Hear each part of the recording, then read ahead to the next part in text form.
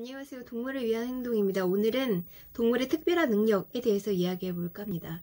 여러분 아름다운 비행이라는 영화 혹시 보셨는지 모르겠는데요. 그 1인용 비행기에 그 거위 새끼들을 데리고 이제 그 철새 이동하는 거를 가르쳐주는, 고향으로 돌아가고 이런 가르쳐주는 그런 내용들이죠. 그 아메리카 두루미라고 하는 종이 있었는데 이 종이 멸종위기 종이었던 거예요. 그런데 이런 종들이 만약에 어미를 잃거나 이런 새끼인 상태로 구조가 되거나 이러면 번식도 되게 불가능하고 그렇게 된다는 걸 알게 되었던 거예요. 그래서 이런 새끼들이 어미로부터 그 철새 이동하는 그런 방식, 이거를 배우지 못하면 전혀 돌아가고 다시 돌아오고 먼 거리를 이동하고 이런 것을 배울 수 없다라는 걸 알게 돼서 이제 실험을 하게 됐는데, 처음에는 이제 캐나다 거위로 이제 실험을 했대요. 그 미국의 북미 쪽에 가 보신 분들은 혹시 기억하실지 모르겠는데, 그 공원 같은 데 가면 캐나다 거위 되게 많거든요. 그래서 거기는 캐나다 거위의 배설물이 되게 문제가 될 정도로 흔한 종 중에 하나예요. 그래서 캐나다 거위의 새끼들을 데리고 이제 1인용 비행기를 타고 왔다 갔다를 해본 거죠. 그런데 이제 성공을 한 거예요. 한번 가르쳐 주니까 그 이후는 무난히 이렇게 이동을 할 수 있다는 걸 알게 된 거예요. 그래서 처음에 캐나다 거위로 했던 그 실험은 640km 정도를 이동을 하는데 성공했다고 합니다. 그래서 그 다음에는 쇠제 두루미라는 종을 1997년에 7마리를 데리고 온타리오에서 미국의 버지니아까지 이동을 합니다. 그래서 버지니아에서 겨울을 난 다음에 다시 온타리오로 이동을 하게 됐는데, 이 중에 6마리가 이제 성공을 하게 되었대요. 그런데 참 철새의 이동이라고 하는 거는 많은 학자들이 되게 신기하고, 그걸 어떻게 그 길들을 다 기억을 해서 매년 갔다가 먼 거리를 이동했다 돌아올까, 이건 굉장히 미스테리하기도 하고, 그 철새들만이 가지고 있는 굉장히 뛰어난 능력이라고 할 수 있죠. 회색 다람쥐는요, 그 겨울을 나기 전에 100개 정도의 밤을 저장을 한대요, 땅속에. 근데 나중에 그걸 찾을 때 정확히 다 기억한다는 거죠. 굉장히 신기하죠. 그래서 아마 이거는 그들만의 어떤 머릿속으로 어떤 지도 같은 거, 그러니까 상대적인 어떤 지도, 그러니까 자기가 밤을 숨겨놓은 거 옆에 어떤 바위가 있고 또 뭐가 있었고 이런 것들을 머릿속으로 정확하게 기억하고 있기 때문에 찾아내는 것이 아닐까, 이렇게 이야기를 하고 있습니다. 자, 여러분 이제 마약 탐지견 같은 경우에 사실은 그런 개들을 이용하는 것보다 기계가 더 천재적으로 잘 찾아낼 수 있지 않을까 이렇게 생각을 하는데, 아직까지도 마약 탐지견을 쓰는 이유는요, 탐색견들이 엑스레이보다 3배가 정확하대요. 그러니까 굉장히 뛰어난 능력을 가지고 있는 거죠. 그래서 이제 예를 들어 요즘에는 청각 도우미견이라고 해서 청각 장애를 가지신 분들이 벨소리라던가 전화벨 소리를 못 들으니까 누군가 찾아왔을 때 벨을 누르면 주인에게 그걸 알려주는 그런 훈련을 시켜서 청각 장애인들에게 이제 입양을 시켜 드리기도 하거든요. 이걸 청각 도우미견이라고 하는데, 이거에서 한 발자국 더 나가서 발작 정보견이라는 게 있대요. 그러니까 질병을 가지고 있다가 심장 질환 같은 걸 가지고 있는 분이 갑자기 심장 발작을 일으켰을 때 너무 놀라서 전화기를 찾을 수 없다거나 이런 일이 발생할 수 있잖아요. 그래서 그 발작이 나면 전화기를 재빨리 갖다 주는 그런 역할을 하는 개들을 훈련을 시켰는데, 개들이 여기서 이제 더 나가기 시작하는 거예요. 그게 뭐냐면 실제로 있었던 사례인데, 발작 정보견을 이렇게 훈련을 시켰는데 나중에는 발작이 일어나기 30분 전에 걔가 먼저 알고 주인에게 그걸 알려주게 된 거예요. 그러니까 아마 발작이 일어나기 전에 굉장히 미묘한 어떤 그 얼굴의 표정이든 뭐든 그거를 이제 먼저 느끼게 된 거죠. 그래서 천재견 이야기 사례가 하나 나오는데요. 이 천재견은 뭐냐면, 저도 이거 한번 본 적이 있어요. 그 계산을 하는 개예요. 그래서 어떤 개가, 주인이 이제 물어봐요. 7 더하기 5가 뭐야? 이렇게 물어보면 그 숫자 중에 11을 정확하게 고르는 거예요. 처음에 사람들은 이거를 훈련을 시켰다고 생각했어요. 그런데 실제로 주인은 그걸 훈련을 시킨 적이 없다는 거죠. 그러면 그걸 어떻게 알게 됐냐면, 7 플러스 5가 답이 10이었는데 그 10이라고 하는 숫자를 바라보는 그 주인의 미묘한 얼굴 표정, 이런 거를 걔가 읽었다는 거죠. 자, 그래서 사실은 이 그 동물의 특별한 능력, 인간에게는 없는 이런 능력들을 봤을 때 과연 우리가 동물의 지능이라는 것을 수치로 계산하고 등급화시키는 것이 과연 맞는지 한번 생각해 볼 필요가 있다는 거죠. 그래서 아직까지도 사람들은 19세기 유럽인이 가지고 있었던 인식의 틀에서 크게 벗어나지 못하고 있는 측면도 있는 것 같아요. 이게 어떤 거냐면 사실 19세기 유럽인들은 당시에 동식물학을 분류학이 굉장히 발전하던 시기였거든요.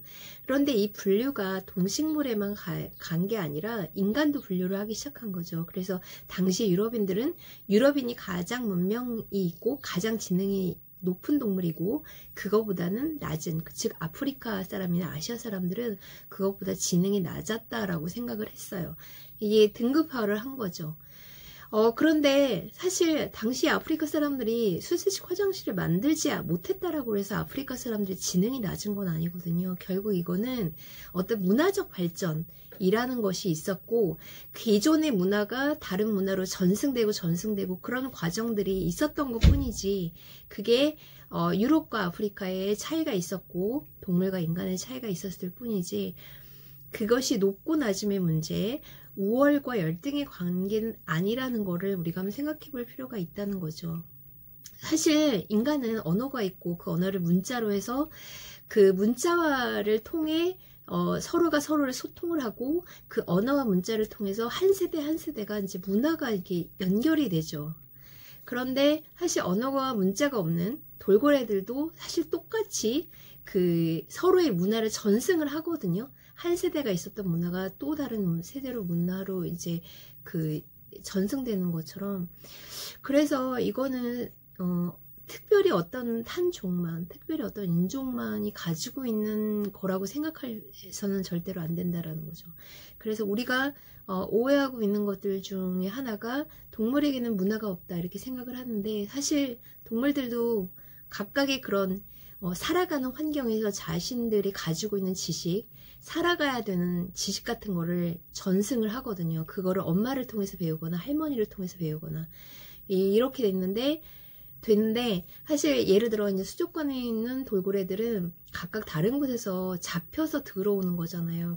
그러니까 사실 부모로부터 자기 동료로부터 배울 수 있는 지식을 전혀 배우지 못한 상태로 들어오게 되는 거죠.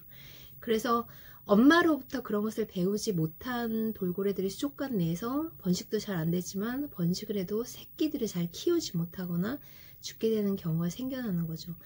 그래서 예전에는 잘 몰랐지만 돌고래들도 자신의 서식지에 따라서 이런 문화 전통들이 이어져 왔기 때문에 각각의 가진 언어들이 분명히 달랐을 거고 분명히 언어가 다르다는 것도 지금은 밝혀지게 됐거든요. 그러니까 남방 큰 돌고래의 언어와 큰 돌고래의 언어가 다른 거죠.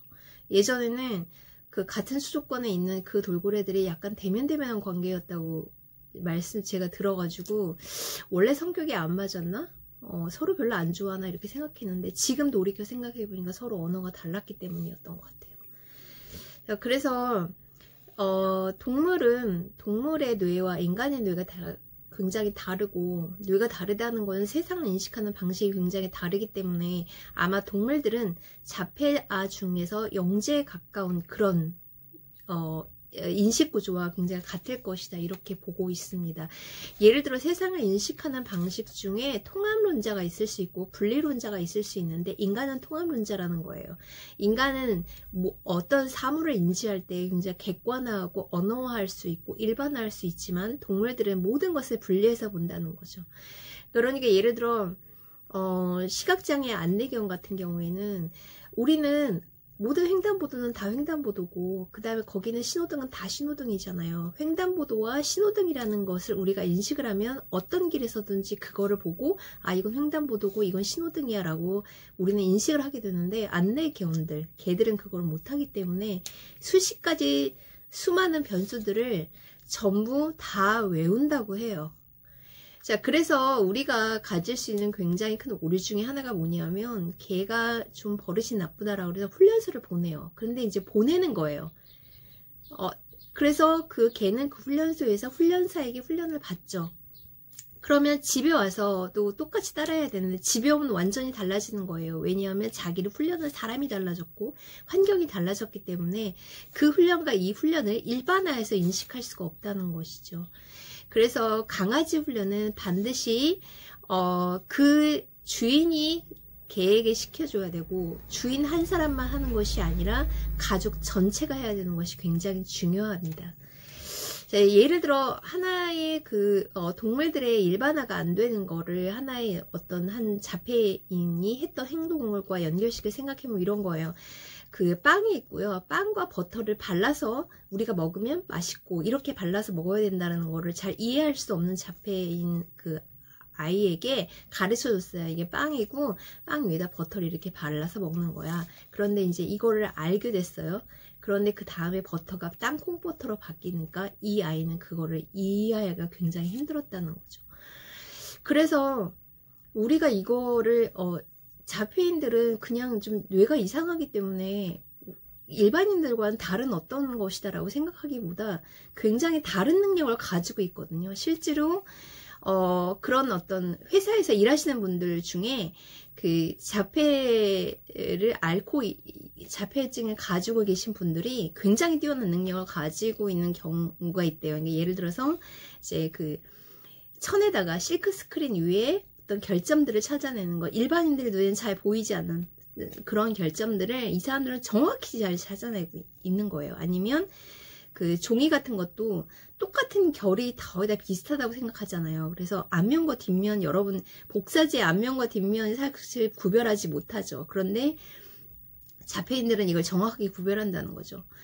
그래서 동물들과 인간은 서로 세상을 바라보는 인식의 틀이 다른 것 뿐이지 높낮이는 사실 없다는 거거든요. 그러니까 동물들은 굉장히 세부적인 것을 엄청나게 잘 보는 거죠. 인간들은 놓치고 지나가고 있는데, 자, 예를 들어 어떤 나무가 있으면 우리는 그 나무 전체를 보고 그 나무라고 하는 것을 일반화해서 개념화해서 머릿속으로 가지고 있죠. 그래서 어딜 가든지 그 나무 전체가 보이잖아요. 그런데 자폐인 이증이나 혹은 동물들은 그렇게 보는 게 아니라 하나의 슬라이드 쇼로 본다는 거죠. 그러니까 나무가 있으면 처음에 나뭇가지를 보고 나무 가지를 보고 그렇게 나뭇잎을 보고 그 다음에 나뭇잎에 앉아있는 새를 보고 이런 방식이에요. 이건 하나의 슬라이드 쇼거든요. 그러니까 매번 모든 상황들이 굉장히 다르게 느껴지는 거예요. 그래서 일반화가 잘 안 되지만 세부적인 것은 굉장히 잘 보는 능력을 가지고 있다. 이렇게 볼 수가 있습니다. 자, 여기서 인간이 인간답게 살아가게 된 그런 거의 배경은 사실 개 때문이다. 이런 내용으로 이제 글이 마무리가 되어 있습니다. 사람과 늑대는 서로 길들여졌다라는 거죠. 우리는 일방적으로 늑대를 길들였다고 생각해요. 그래서 예전에 이제 한 14,000년 전에 사람과 개가 같이 무덤에 묻혀 있는 그런 것들을 보고 아마 늑대 중에 일부 떨어져 나온 일부를 사람들이 먹이를 주면서 길들여서 그렇게 같이 살게 되었다. 이렇게만 생각하고 있는데 유전자를 분석을 해보면 늑대로부터 개가 갈라진 거는 거의 10만 년 전에 분리가 되었다라고 해요. 그럼 10만 년 전에 무슨 일이 있었을까? 당시에는 이제 그 호모 에렉투스에서 호모사피엔스로 넘어가는 시기였다고 해요. 그런데 그 이전에 네안데르탈인과 어떻게 달랐냐면 네안데르탈인은 늑대와 가깝게 지내지 않았대요.